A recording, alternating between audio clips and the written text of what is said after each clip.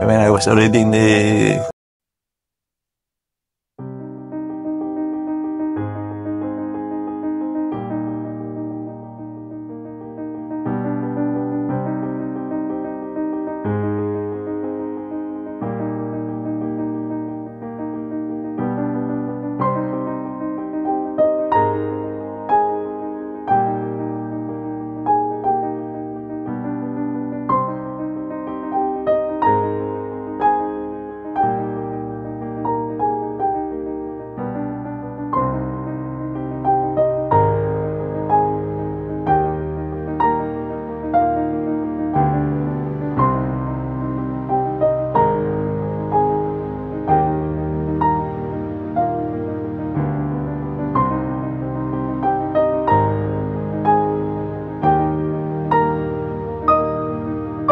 pulpit.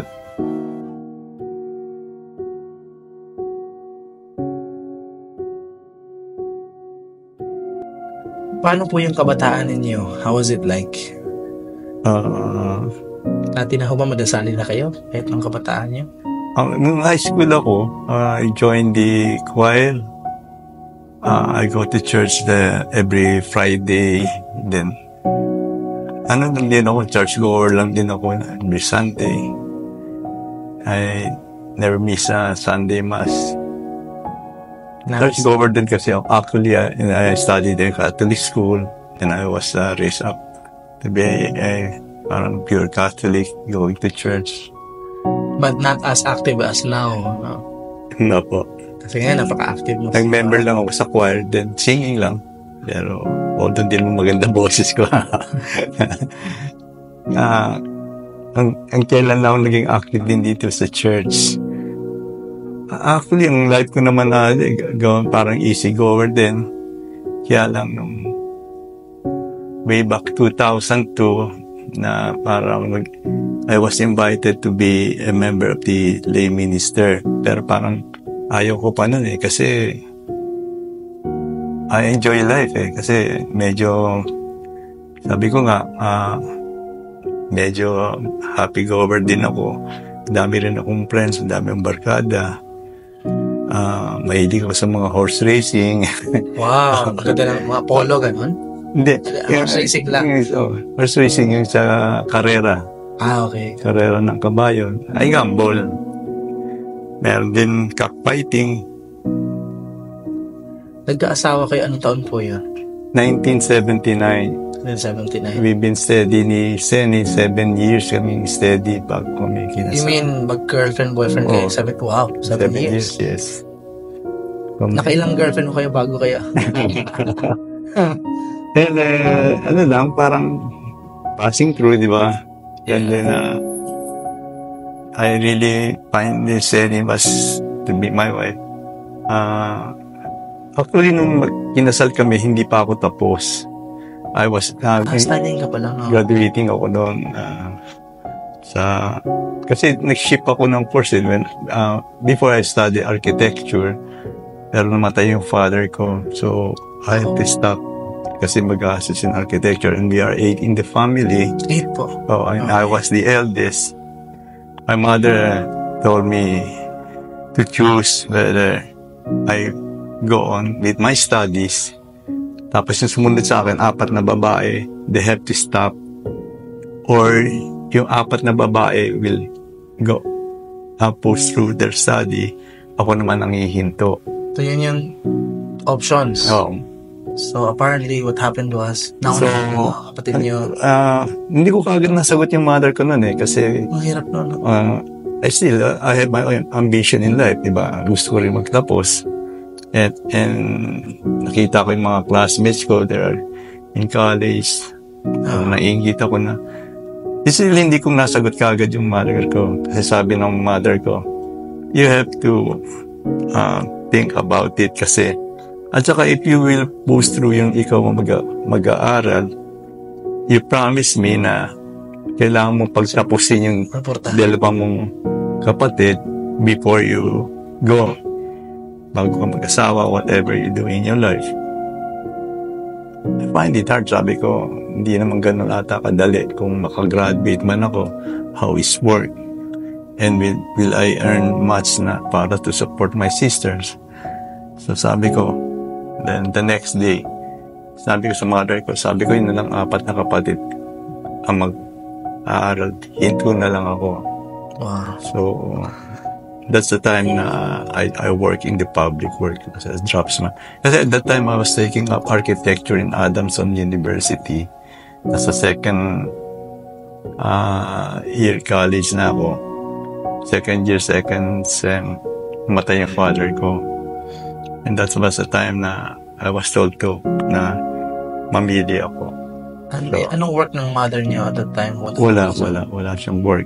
Yung naiwan lang ng father ko na little savings and then a little mga insurances, yung mga nakuha niyang benefits sa SSS. Can you say malaking dagok po yung pagkamatay ng dad niyo? Yung ito sa total shift ng buhay na Really, kasi we are 8 children, 8 kami. Dami, no? Oh, and then, that's my mother. And he was the breadwinner, of course, no?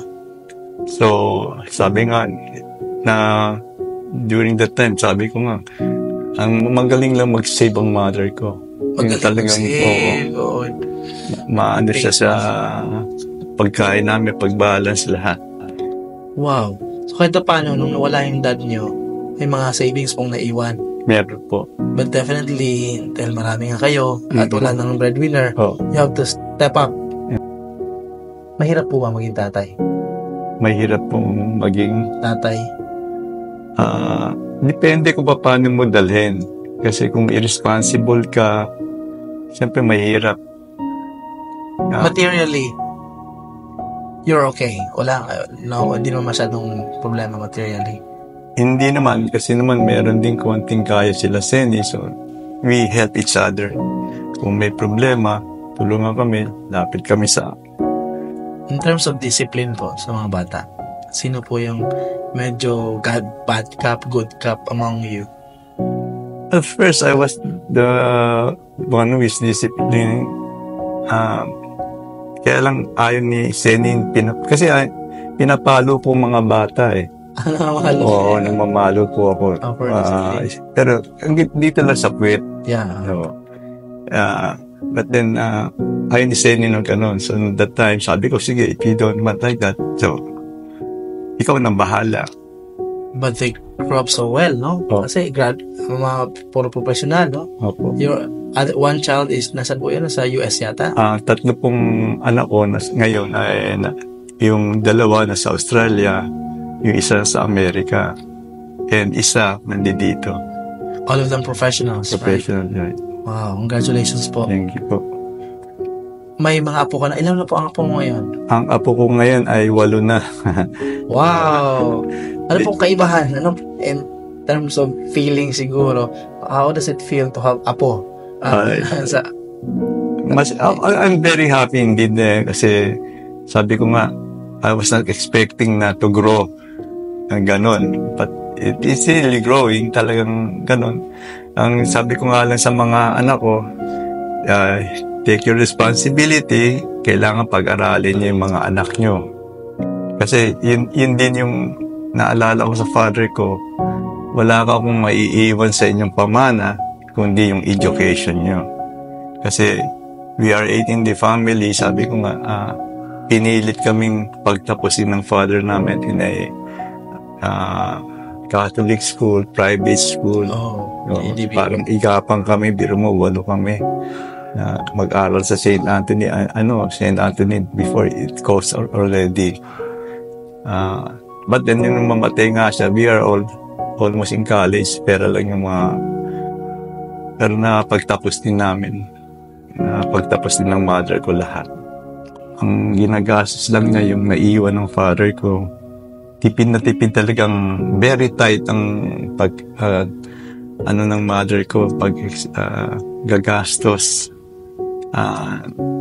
Yung later on na nga, yung mga patapos na yung mga kapatid kong nasa huli, nangungutang na yung mother ko. Nanghihiram na para sa education. Pero talagang iginapang kami na makapagtapos kaming lahat.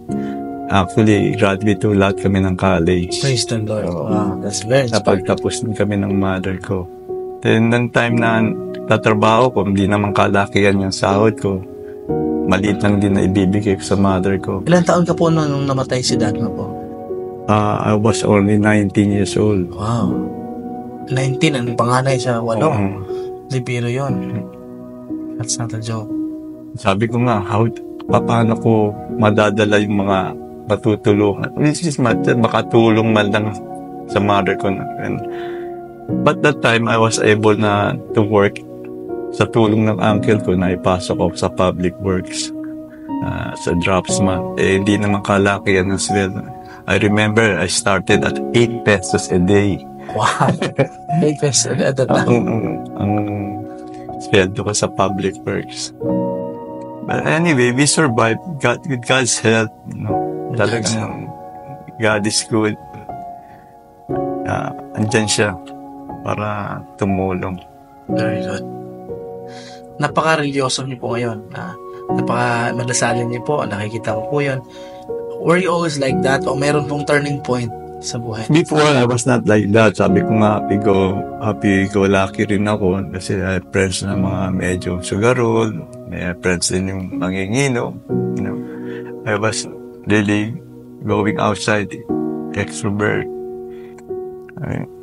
Papaalam naman siyempre ako sa asawa ko. But then one time, year 2002, when Father Ray Bungay came here, the very moment na may humihila na sa akin mag-lay minister ako. Pero sabi ko, hindi pa panahon kasi mas gusto ko pa yung maggala-gala, mag-enjoy. Kasi sabi ko, pagka napasok na ako sa simbahan, hihinto na ako sa mga kalokohan ko, di ba, na ganyan. So, iniiwasan ko si Kuya Ador yun and then one time Father Ray sabi niya, I will visit your place, sabi niya. Parang yung bago pa lang kasi siyang pari rito para nang get to know yung the neighbors. Inimbitahan siya si Senny, pumayag. Pero ako, not for me. Anyway, si Senny pumayag. Kailang, parang ganun po. Oo. Anong taon po yan? 2002 rin. 2002. Oh, that's the time when gusto mo bumisita ng kura. Ng kura sa pare. Ang reason niya, to know the neighborhood. So, ako ayaw ko, pero si Senny, tinanggap niya. So, we prepare breakfast. I remember that was one Saturday morning. Nagulat ako, dami nila. Oo, may mga kasama sila. Mga siguro 7. Sabi ko, what's this? Wala naman may occasion. Sabi ko sa asawa ko. Breakfast lang naman, whatever you can share. So, doon, breakfast. Sinabi ko kay Father Ray, yung iniisip ko na yung parang hikayatin niya akong maging lay minister. Sabi ko, Father, alam ko yung pinunta niyo rito. Alam mo, sinagot kagad. Yung hindi ko pa nasusundan yung statement ko na yun. Sinagot na kagad ni Father Ray, sa'yo nang galing yan. Wow, okay. So, I was touched, pero sabi ko, I was not ready. So, they set me up, na sabi niya, you are ready for the next seminar sa lay minister that will be on next Saturday, something like that. So, sabi ko, Father, I was not ready. Hindi, nandun na yung name mo, na. Tapos yung si Kuya Ador, siya yung sa akin. Saka yung nakanulit lang ang pangalan ng isang babae na kasama niya na ina-encourage ako. Sabi niya, Friday, before the seminar, pinuntahan ako sa Friday. Nagtatago pa nga ako pero nahuli rin ako. Talagang yun na yung talagang siguro yung time ko na talaga yun. Yeah, your work ko. Tapos sabi niya sa akin, 3 kayo bukas. the next day, Saturday, somebody fetched me. Dinala nga ako dito sa Intramuros. And then, yun nga, yung seminar. Wala yung tatlo. Ako lang pala nag-isa. Ikaw pumunta. So that was the start of my lay minister. Tapos, that time, may meeting kami. Walang that is also year 2002. 2002 until now, no? So that will be like 22 years. Yes. Paano po nagbago ang buhay niyo nung nakapasok kayo, naging member kayo ng mga... It's funny. Before, I used to drink outside the street. Pagkal kasi nung araw, you can drink outside in the street. Iyayain ka ng barkada. Francis! 2 peso ka na ro. Pero this time na ako. Magkahayaan na, medyo yan. Sabi ko, hindi ako pipete rito. Ilog tayo sa loob ng bahay, hindi sa labas. Sabi ko. Natin sa gilid-gilid. Hindi na pwede. Hindi na. Yung mga changes na yun. Tapos dinali ako, sabi ko, iwas ako ng mga sugal-sugal bago may makakakita sa akin dito. In a way, masasabi niyo po ba na parang ginamit din ni Lord yun kahit paano para mabago ang buhay niyo? Mas kahit konti, sabi ko, siguro, this changes my life. Mabago yung buhay ko. Pero, hindi pa rin at all times na doon din ako na sa minister. Siyempre, may nayayaya rin na paminsan-minsan. And that kaya lang yung talagang calling mo, ayun sa akin. That's how I pray. Was it total surrender po? Parang gano'n? I don't know kung what will happen to me during the operation, siyempre. Yeah. In fact, things will go wrong. In fact, when by 10 o'clock, I was able to wake up. Then I saw the doctor. 10 in the morning? During the operation. Oh, Lord. I started operating 8 o'clock. 8 o'clock. And then I woke up about 10. 2 hours after. I see the doctor. Yung hands niya sa loob ng ano ko. Anong pakiramdam nun? Sabi ko, what? Tapos na yun, what? Sabi ko, ba't ako nagising? Oo. May ano yun po yan, pampatulog yan? May pampatulog. Oh my goodness. Ano pong mga life realizations yun doon? Mga malalalim na realizations ng mga panahon yun na parang life-threatening yun? Siguro sabi ko nga, I still have some mission to fulfill. And that's God's intervention for me na to do more. To do more? Binuhay ka pa? Ano hong nagbago o mas lumalim pa after that incident? Well, siguro sabi, nadagdagan ng lalo ang aking faith. My faith became stronger more. And then, I have to help other people. I have to serve to the church. Sabi ko, tapos inano ko pa siya, na-judge ko pa siyang gano'n. You were a father image to me. You're a blessing. Very touching. You're a blessing to him. Hanggang ngayon, pag nakikita kami, kamusta kay Tay? Tayo na tawag sa inyo. Okay. After that. Inano ko na siya as a son. Ganun. Very good. May pamilya na siya ngayon po. May pamilya na, yes. Naging anak mo siya, naging tatay ganyan. Na-stop lang ako niya sa mga sakristan nung na-opera na ko. And then, siyempre, I have to recover. Take me about months. And there was in my dreams sometimes, sabi ko, ayoko na hindi na ako babalik sa altar server. In my dreams, sabi nga, Huwag mo sila iwanan, Francis. Walang handle sa kanila. Yeah. Sabi ni Lord, sa panaginip. Yeah, in my dreams. Hindi, it's Lord. But it was in my dream. Yeah. Na, huwag mo silang iwanan. Walang handle sa kanila. Actually, ay nakikilam nga sa buhay nila. Sabi ko, pag meron mga parents nyo nag-aaway, you mingle with them, no? You sabihin sa kanila, Ma, Dad, pwede ba tumigil na kayo nakakaya sa kapitbahay? Sabihin sa iyo, ka, disrespectful ka, basta. And he comes to me, sabi niya, Francis, will you pray for my grandchild? Sa kalye. Andun doon, may mga bata na they staying late, may sacristan na staying late for hanggang 2 a.m. Wala naman akong magawa. Lalapitan ako ng mother niya. Akala ko ba, kung pag nag-sacristan, magbabago yung anak mo. Sabi ng nanay. Oo. Nagagalit pa sa akin.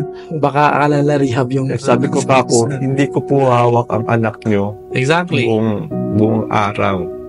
Nahawakan ko lang yan ng 2 hours every Saturday. Yes, that makes sense. Tapos sabi ko, sa pagbabantay na rin po nyo yan. Kung napapabayaan niyo po yung anak niyo, ganyan po talaga mangyayari. Pero huwag niyo po ilagay sa kamay ko. Exactly. Na mababago po.